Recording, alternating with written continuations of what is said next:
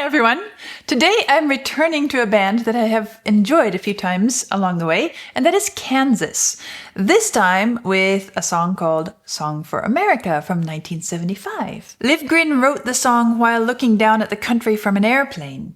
He said, "I was musing over our relatively young nation." This sounds like it could be interesting. Ooh. Definitely took this further than just looking out an airplane window.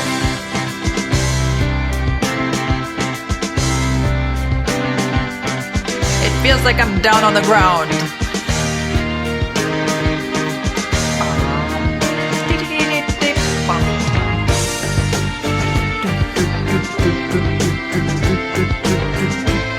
Piano, strings, but it's a really, might say, rugged, optimistic, rugged feel. Dum. We keep moving higher. Dum, bum. Dum. Yep, even higher. Bum. Bum. Even higher. It keeps moving up and moving up.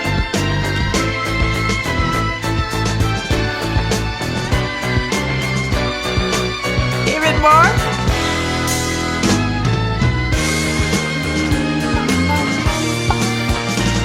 It's like, okay, let's see.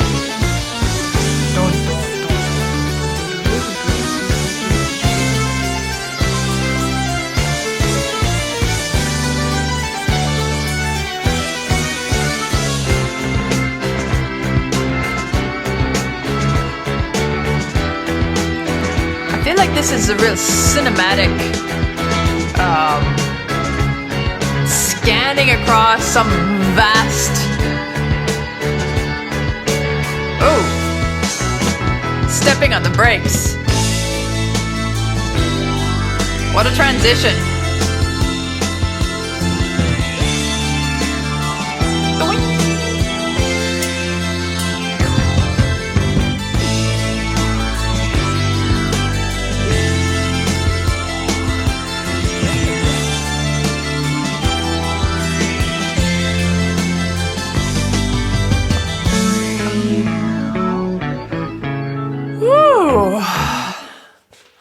Wow. How would I describe this experience so far? Okay. There was a sense of constantly winding up, moving upwards, stepping up, ascending, building. Every time we thought we'd arrived, we stepped higher.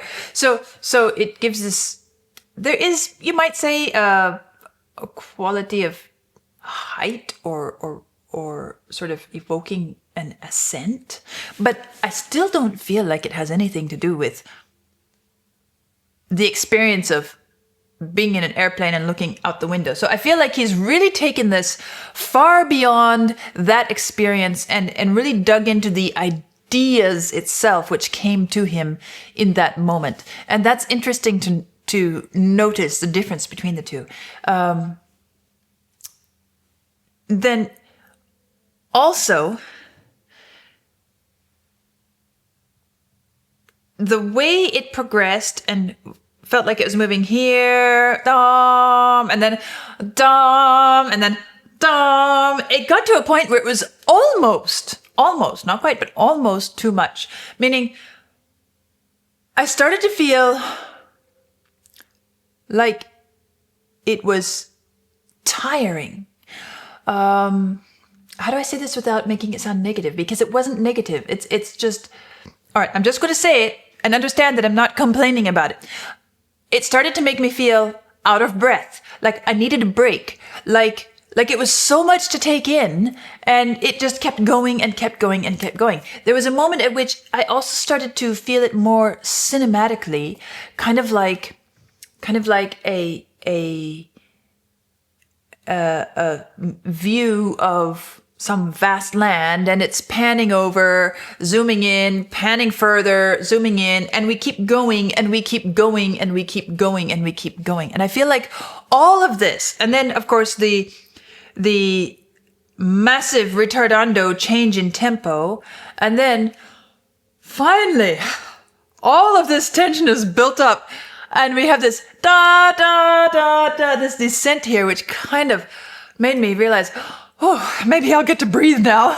I think this introduction did an incredible job of kind of portraying the vastness and the impressiveness of the land that is this country, that is the United States, that is America, that is, and it feels kind of like it's looking back. Well, okay, I was musing over our relatively young nation.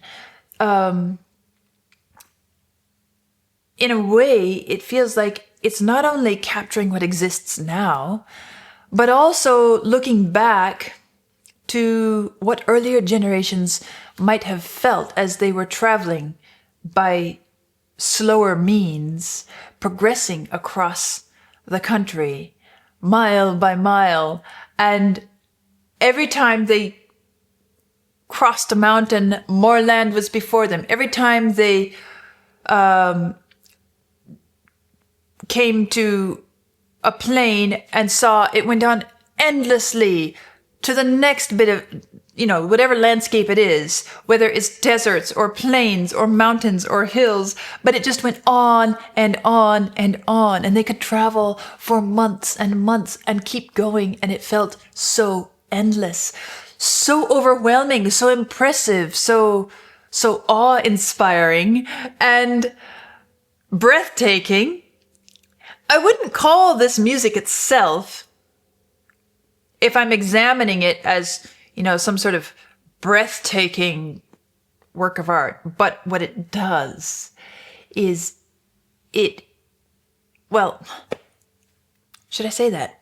What I mean is, if I'm listening to this just as a piece of music, okay, yeah, fine. It builds up some drama and everything. But what is there memorable about it on its own? And I'm not that far into the song. This is just the introduction, but it doesn't make me feel like I'm getting ready to listen to some incredibly memorable piece of music for music's sake. But it does do such an incredible job of evoking and conveying these ideas that I've just been trying to sum up as quickly as possible, and still is taking me time. And in that way, I feel like it's an incredible opening for a piece of music with this title, with this kind of inspiration behind it. And I'm curious now, let's see where it takes us from here. This is the bass descending and then walking up again.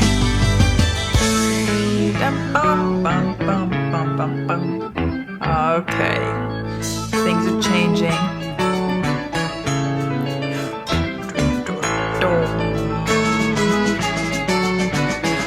A lot of activity. Oh, listen. Listen to how the drums are so in sync with the piano.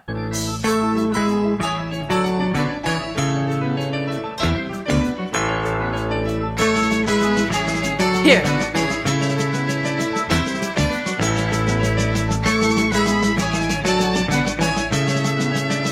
That's nice.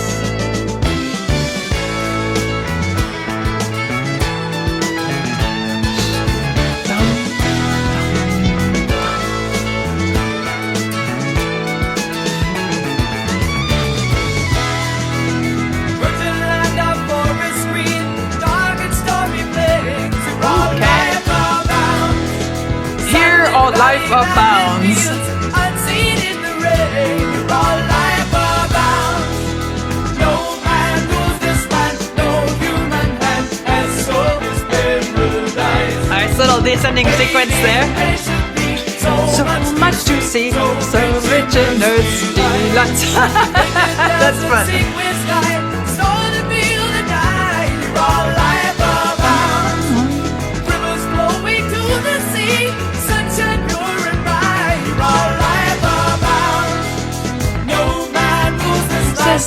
from my land, no song is paradise.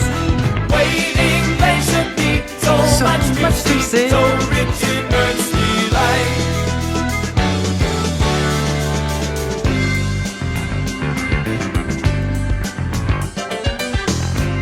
Ooh. So the maiden lies in waiting. Okay. This is doing such a great job of capturing. Okay, I'm thinking of, for example, Dvorak's New World Symphony, or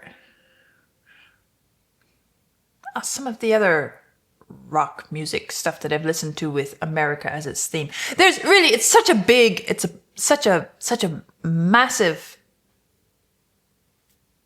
place, size-wise.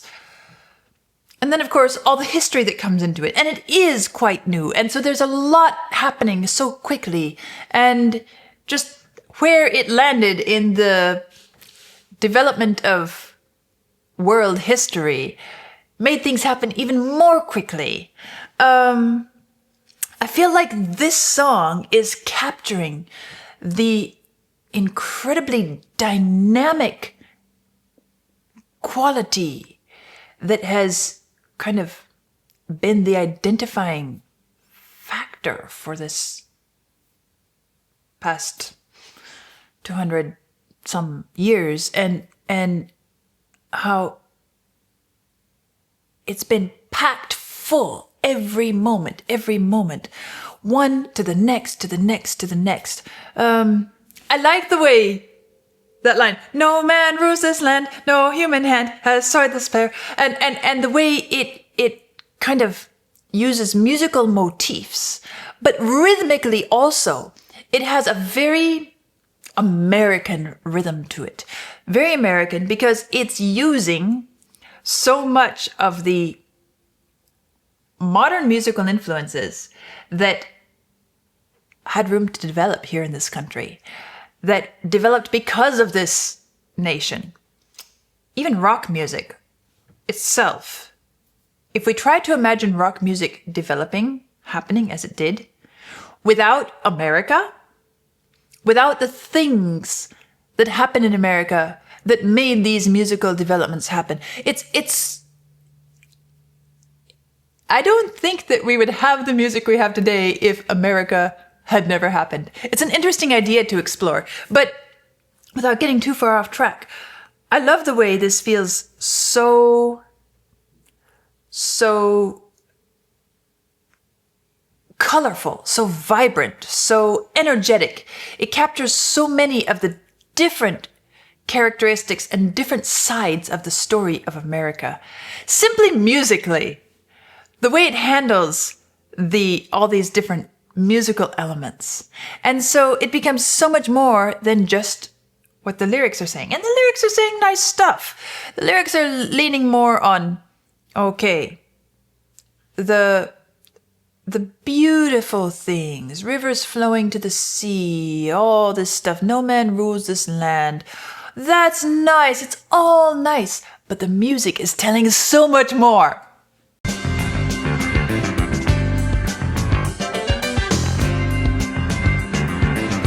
Try to imagine this music ever happening without America.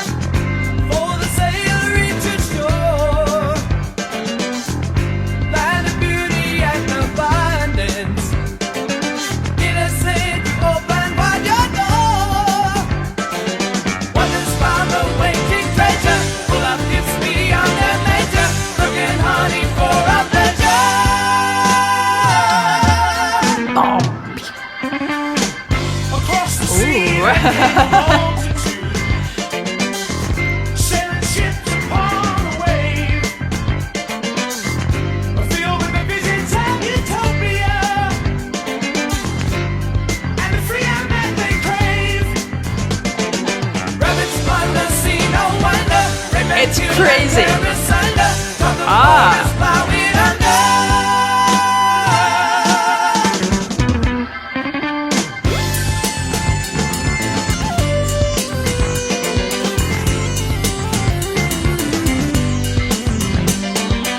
Listen to that just keep going down and down and down and down. Oh, and now back up again. And down again. Interesting use of musical motifs all throughout this piece. Bum, bum, bum, bum.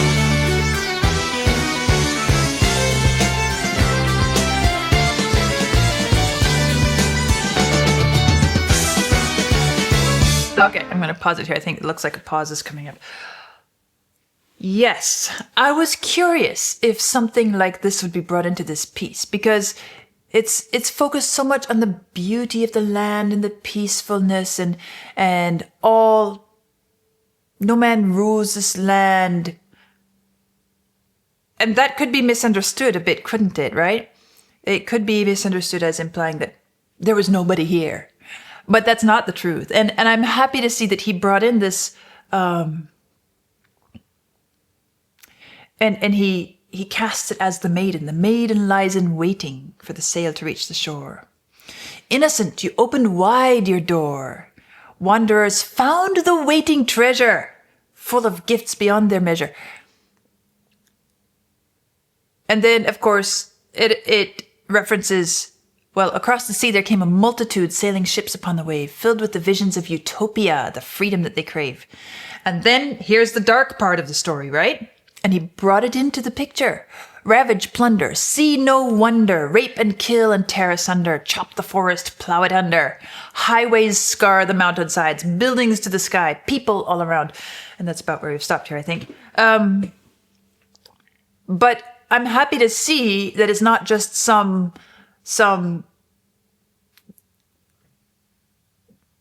kind of whitewashed story of America, because I'm not one who thinks that we cannot appreciate who we are and who we've become only by telling the nice parts.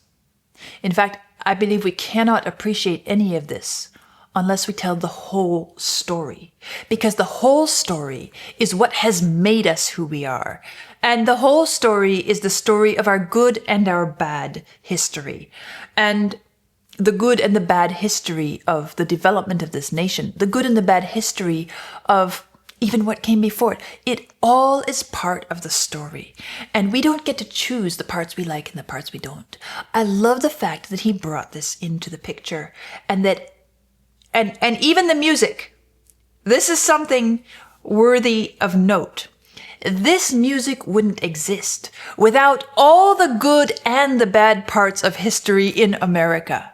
It's true. Think of where the influences, the musical influences came from that shaped rock music. Think of the blues. Think of where the blues came from. Think of how the blues got here in America. Think of all those things, and think of how it has brought us to this point where we have rock music, where the world has rock music, where the world has all of these different kinds of music. But it was so shaped by not only the good, but also the bad parts of the history of this continent and this nation. So all of this is brought in here. We hear it in the lyrics, but we also hear it in the music.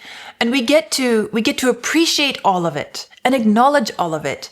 And it's interesting how it's casting some of these developments as negative. Highways scar the mountainsides. Houses stand in endless rows, sea to shining sea. I see that text coming up here. So we can look at all of this development in a positive way, because it certainly has a lot of positive things about it. But we can also recognize that along the way, we've done some damage. And we experience that damage as well. That damage, for example, highways scar the mountainsides. Okay? Should we take the highways out? Probably not a good idea. So many things coming into this piece and coming through this piece. Let's keep going and see what happens next.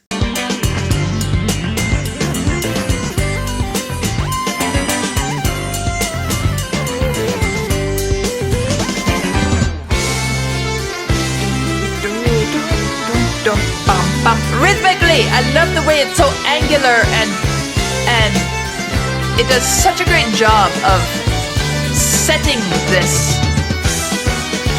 Dum dum. Isn't that busy piano? It's kind of a neoclassical feel to it in a way.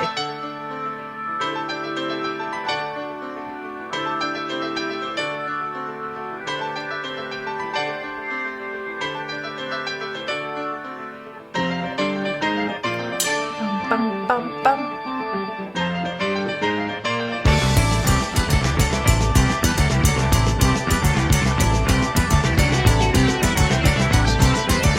Oh, that was great. Listen again. Okay. The way the piano is moving up.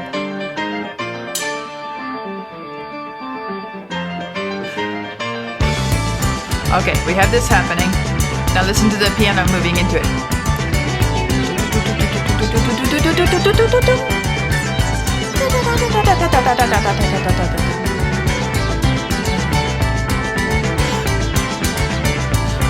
This is great.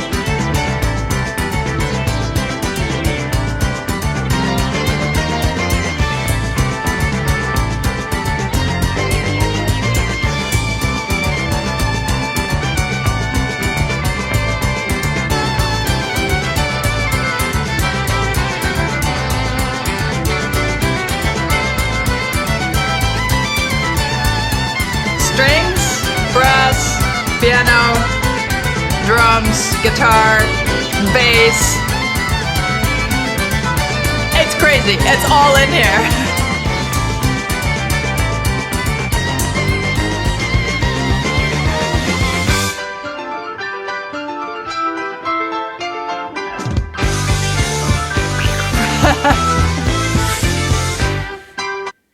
Not only instrumentally do we have everything in here, but also we have musical material-wise, we have kind of everything in here. We have elements that sound incredibly neoclassical, elements that sound incredibly modern classical 20th century style motivic use. We have, of course, the rock element. We have all these different subgenre influences, which we hear in here as well. So much happening. Also, each instrument in here is incredibly active. It's not like someone said, oh, let's write a rock piece and include some strings and piano. Everything is so incredibly dynamic all the way through. And it works so well. In a way, I might say it kind of represents the way in which America kind of was the melting pot. Everything came together. Everything came together here. And all these different influences, they managed to create this incredibly dynamic environment that is America. And even musically, this is representing the same idea.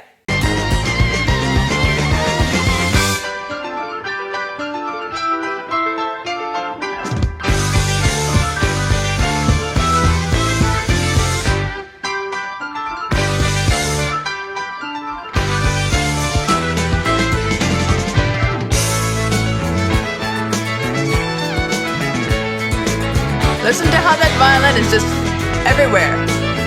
The piano's everywhere. The bass is everywhere. Up we saw the mountainside, really through the sky, people all around. Okay. Us are standing in this rose, city side and sea, people all around.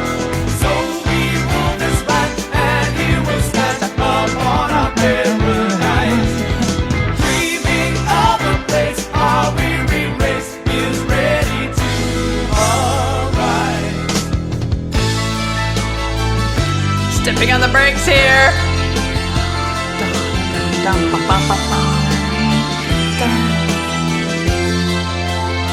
Everything just stepped in at half speed.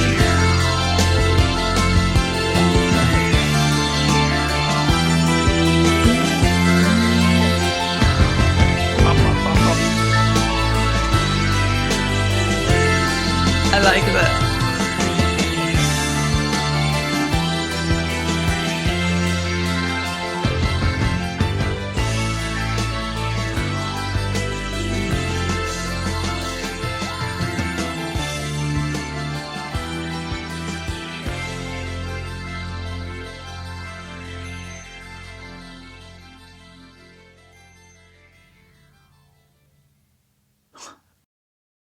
That's an incredible piece of music. And I guess, well, there's so much in it.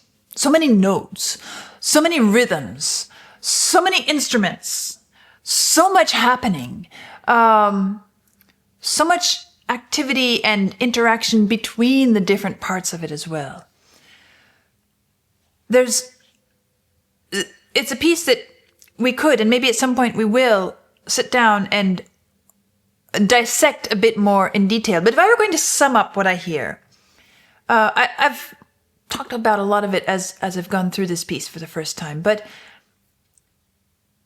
what is it that makes me say it's such a great piece of music? This is one of those pieces of music where, okay, if it didn't have a particular purpose, if it didn't have a particular message or idea behind it, we would still enjoy it. We would. If we didn't have these lyrics in it, we would still enjoy it because it is, in its own self, interesting and dynamic and engaging.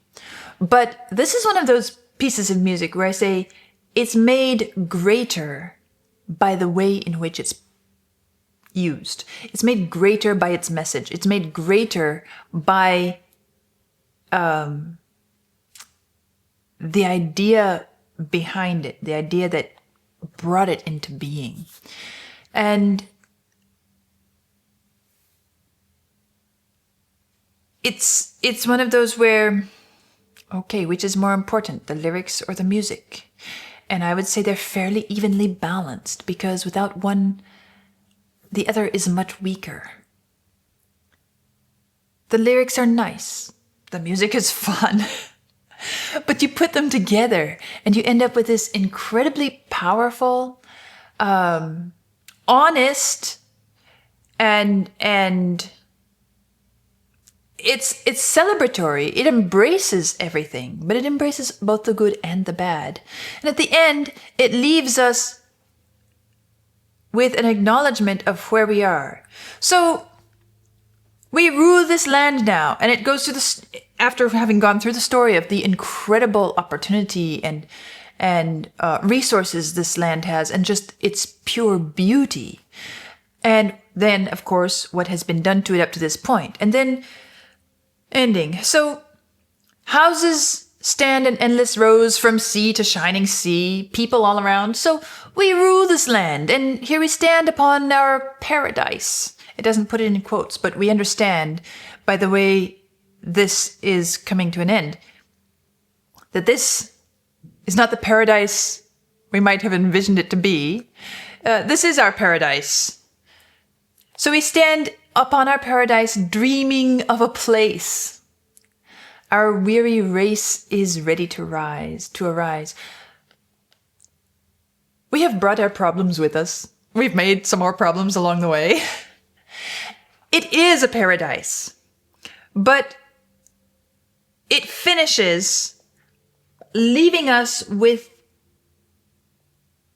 the message that this is what we make of it. And it can be a paradise or not.